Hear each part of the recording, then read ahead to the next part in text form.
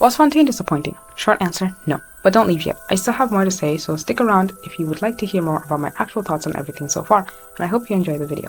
I will be talking about the Archon quest, the characters, the world itself, and just my final thoughts and feelings about everything so far. I want to preface this by saying Fontaine has only been out for about 4 days now, and I haven't gotten the chance to go through everything we were given in the new update, so some things might be missing from this review. Let's get started, shall we? The Archon quest. There will be slight spoilers for the Archon quest, but nothing too in-depth as I understand not everyone has finished it. I will make another video talking about it in-depth next week, so look forward to that. This is mostly just my favorite things I saw during the Archon quest, just little comments I have about it. I quite enjoyed how they implemented the collecting clues part of the Archon quest. The traveler isn't just going with the flow, they have genuine reasons for everything they participated in. They helped Lyney because they had befriended him earlier and he had helped us with the furina situation, and when they were later misguided and lied to, they showed genuine displeasure with being misled by someone they trusted and didn't just forgive them because they said sorry. After that part was over, they didn't just agree to help Navia until they had a reason to later on, which shows the traveler making choices that the player might disagree with, showing that they are not a self-insert, rather a character with their own personality. The plot itself was so interesting, it just kept getting more and more complex as we went on, and this was only the beginning. We still have 2 more updates to experience the Archon quest to its fullest potential, and I just can't wait.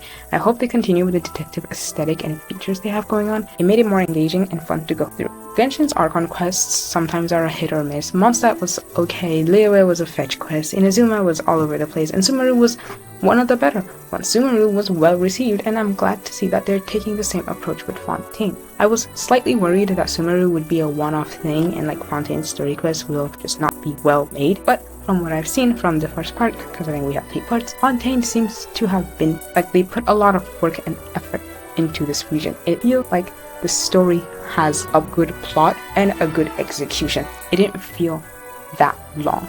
It was a fun, simple experience. The story was interesting, the characters did their part, and everything was just well made. The cast of characters. This first part has shown us the characters and their elements and how they deal with certain situations, their motivations and reasonings for why they do things for the most part. We also had some character conflict between Navia, Clorinde, and Nervalet. We also had some conclusions to these conflicts. The characters were also quite engaged in the story doing their part. Rather than the traveler doing everything for everyone, we had scenes where the traveler wasn't even present and yet the story continues. We got an Archon that is not like any other. Her personality is aggravating and dramatic. Some might even say annoying, but I feel like that was the point of her personality, or personalities, since I feel like Hoyo is going for the split personality type, though I don't really think her personality is considered split personality. I think she just has a personality, it's not really split. I quite like how they wrote her though, and let's see if she gets a second story quest before Venti as well. Everyone was amazing, and they truly made the Archon quest enjoyable to go through. My favorite characters were Navia and Nervalet. I really like their almost father-daughter-like relationship that Hoyo has going for them. I also like Navia's bodyguards. I don't remember the name. Silver and Milius? I don't quite remember the name. Also, I want to say, Fontaine names are much harder to pronounce than Sumeru names. Like, I am used to Arabic names. Arabic names aren't hard for me. But for some reason, French names, or at least I think they're French names, are extremely hard for me to pronounce. So, if I pronounce any of the characters in this video wrong, please just correct me. I am pronouncing them how I think the game is pronouncing them. The world. For the biggest update of all, the new world. Honestly, I am speechless. It is not surprising how well Fontaine is made. Like, Genshin has never really disappointed me when it comes to the visual designs of the game, and it is the main reason I have continued to play this game amidst all its flaws. But I was still so almost enchanted? Is that the word? Enchanted by the scenery of Fontaine. And this is only the first part. We still have 2 more parts, I believe, and I cannot wait to see what they have in store. The above water world looks amazing. The court of Fontaine, the city of Fontaine, whatever it's called, looks amazing. The white with gold accents and the blue pops of color really works well with Fontaine's feel and aesthetic. The nature areas are also fun to walk through. The animals look like Pokemons, like they just give me Pokemon vibes, and the plant look beautiful. Even the enemies are adorable and well made. I like the new mechanics with like the Numa and I would put the name up here. I still can't remember their names. Now for the most exciting part, the underwater area. I have heard from a lot of people that most games tend to butcher the underwater aspects of their game, so my expectations weren't too high. I was expecting like we get a few areas we could dive in, certain parts of Fontaine we could dive in, and certain parts we couldn't dive in, and I was pleasantly surprised with all that we could do. There's even combat, albeit quite limited, but that makes sense. Character bursts and elemental attacks would be hard to integrate underwater and would probably be very clunky.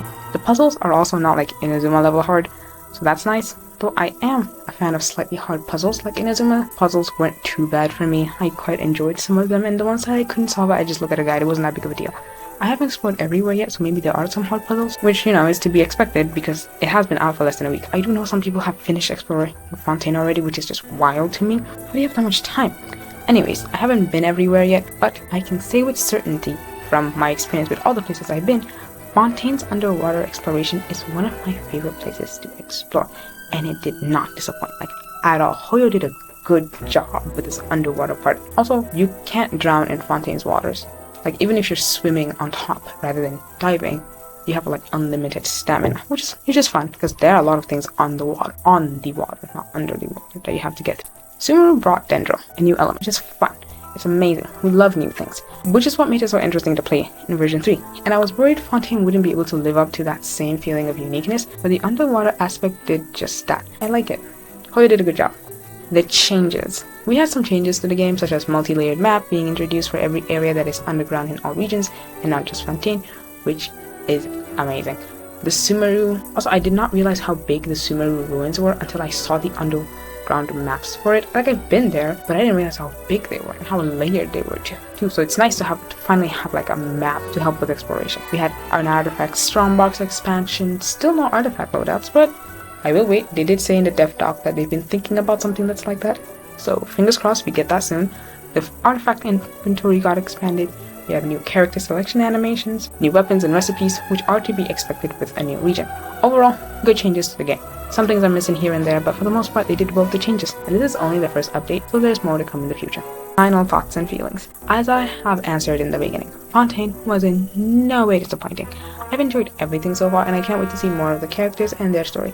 Hopefully this version will get more traveler-centric content. It has been a while since a traveler has been the center of attention of a story or event, so I hope we get that and learn more about them.